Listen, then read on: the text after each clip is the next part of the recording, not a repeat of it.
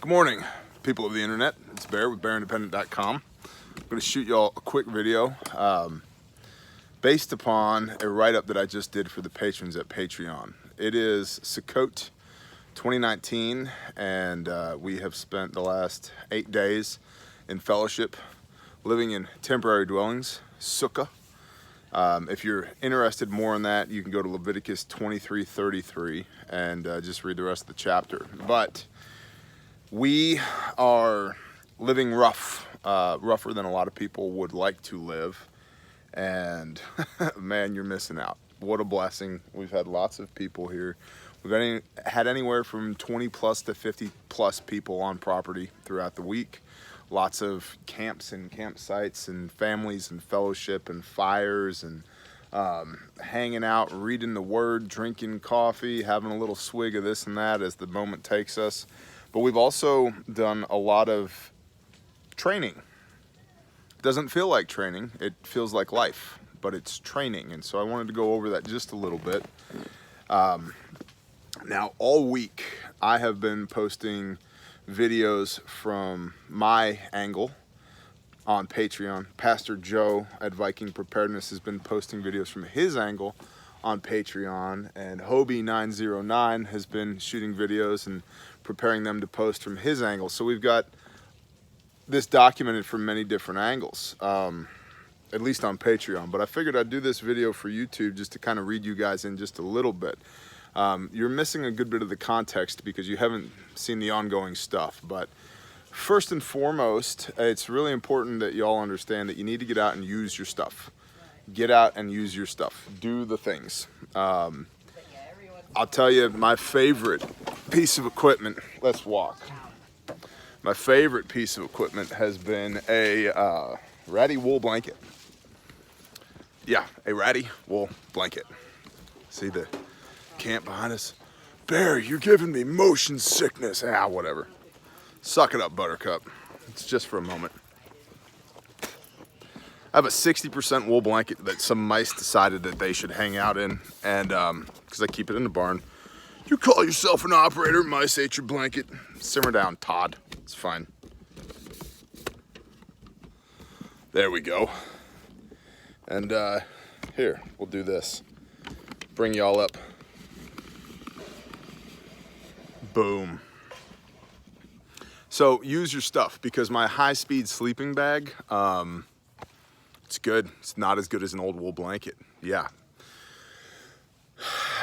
Things break, things get used up. What are you gonna do for the things that break and the things that get used up? When the balloon goes up, you can't just run to Walmart or order something off of Amazon. So how deep do your preps go? Not just how wide are they, but how deep do they go?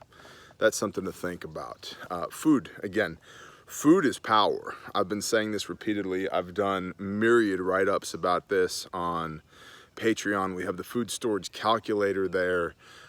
Several other posts referring to how much to plant and the caloric density per pound of the crops that they would yield, and looking at everything from meat to nuts to grains to vegetables to wild edibles. Food is power. We've gone through 2 sheep, 2 briskets, 20 plus pounds of hamburger, 10 pounds of chicken breast, 100 plus hot dogs, 2 homemade pizzas, hundreds of pounds of rice and beans and potatoes and homemade sides and just all the things, and the plates and the cups and the bowls and the disposable forks and the trash bags and what are you going to do with all that? Do you have food to feed your people? I catch a lot of flack from people who don't know because they don't do it when I say 750 pounds per person per year. I've done the math on it. That's what it takes. And I'm unapologetic about it because I've done the math on it. That's what it takes. And then not just the math, we come out here and we actually live this way, and you realize real quick, if you have 20 pounds of people on site, you're going to eat about 40 pounds of food a day. About 2 pounds per person per day. Meat, vegetables, grains, bread, right? And then what are they drinking? We've gone through over 10 pounds of coffee in the last week without trying. And then what are you going to do with your waste? Well, I'm going to burn it, Bear. Copy that. That has, the smell of that smoke has its own particular signature that If somebody smells that, they're gonna know, hey, there's people over here. Now in our case, because we have a mighty tribe, I'm less concerned about that because we're not trying to hold in our position and fight from our mailbox, but we can push out and take positive control of our area because we already know our neighbors, because our neighbors are on board with us, because we all love each other, you know, not in some kind of ridiculous way, but we're extremely friendly with each other. We appreciate each other and we're doing life together. So food, how much of that do you have? Convoy operations. We've moved a lot of vehicles a lot of times this week. On average, about 5 or 6 vehicles at a time. Every vehicle gets a radio. We operate on, we have a primary frequency and a backup frequency. Some of our radios have fritzed out in use. So you have to have spare radios. Every vehicle should be at least half a tank of fuel. Your tires should be good. Vehicle should be in good running order. My SOP is a good first aid kit and a radio at a minimum in each vehicle, to say nothing of loadout. There's a lot of capability in every vehicle here on property. And then we maintain communications while we move. We have plans for what are we gonna do if Bob gets a flat tire? How does that work? What do we do? Who is where and what vehicles? Each driver is responsible for the people in their vehicles, to know who's in and is everybody in and all of that, and we move together as a team. Mobility matters. It's a big part of, man, just life. And prepping is perpetuating normalcy. For me, it's stockpiling goods and having the proper training and the proper mindset to employ those physical assets as needed to maintain normalcy for me and my people when chaos happens. It's not about the zombie apocalypse. It's not about going out and looking for a fight. It's about being able to perpetuate what we have. And what we have is a bunch of damn good people that I would bet my life on and give my life for. And so that's why we do this. Part of that's mobility. And so that's really overlooked and taken for granted by a lot of people. And it's also important to remember that all systems degrade into man-portable systems. So while you should have your vehicle, you should also have the stuff in your vehicle that if you have to pull it out and put it on your back and walk with it, that you can. Shooting is a perishable skill. We have been shooting everything from 22 long rifle to 50 BMG this week. Thousands of rounds of all of it. 9mm, 40, 45, 380, 12 gauge, 20 gauge, 22, 50 BMG. I don't think we've shot any 308. Anyway, lots of rounds. In fact, we have a shooting competition coming up this morning, the Shofar Mountain Games. It's gonna be a blast, which I just reminded myself. Yo, Hobe, we gotta make a bear fact for the winter. Yeah, help me remember. All right, thanks. So lots of cool prizes, and it's gonna be a good time. So, but shooting is perishable. You have to actually go and do it. You have to train.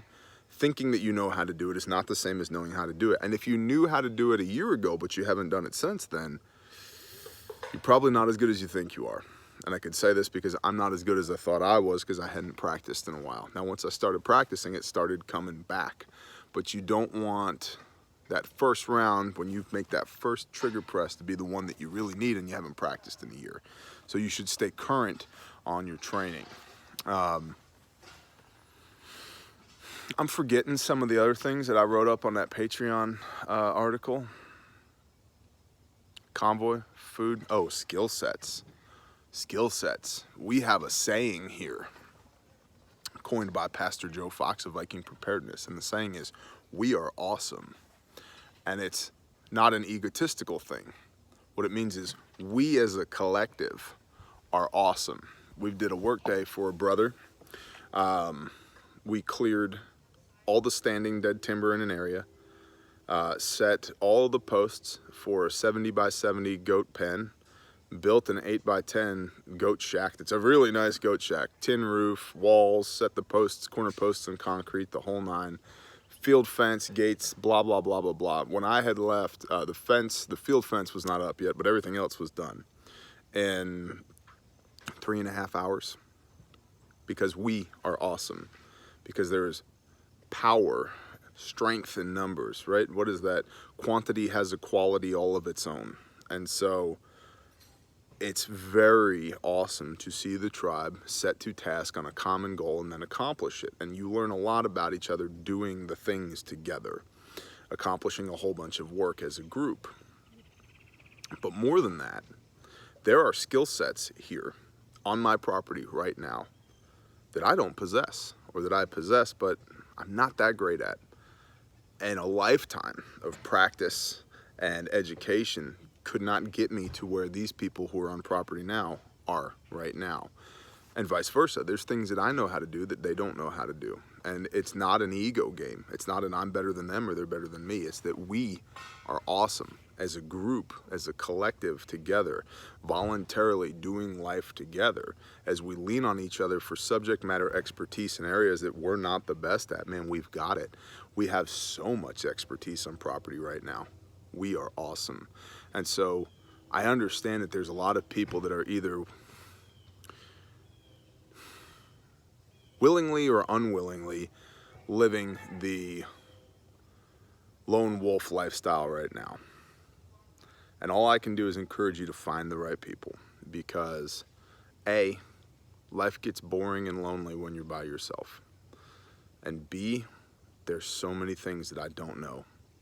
And there's so many things that these people know, and I'm blessed for knowing them, because now, aside from their fellowship, aside from the simple joy that I derive from being with these people, I have their expertise available at my fingertips for the good of the whole. And so it's a wonderful time. And so I would encourage you to get your group of people put together, go pick a place in the woods and go spend a week camping together. You can hide your true nature from somebody for a few days. Go camping for a week. You're gonna find out just who it is that you're dealing with. They're gonna see sides of you that they haven't seen before, and you're gonna see sides of them that you haven't seen before, and that's a good thing. That's a good thing. It's real world training. Use your gear, use your people, use yourself. Find out what breaks under what situations. Wow, that didn't go the way I thought it was gonna go, so forth and so on. So, I can't encourage you more highly.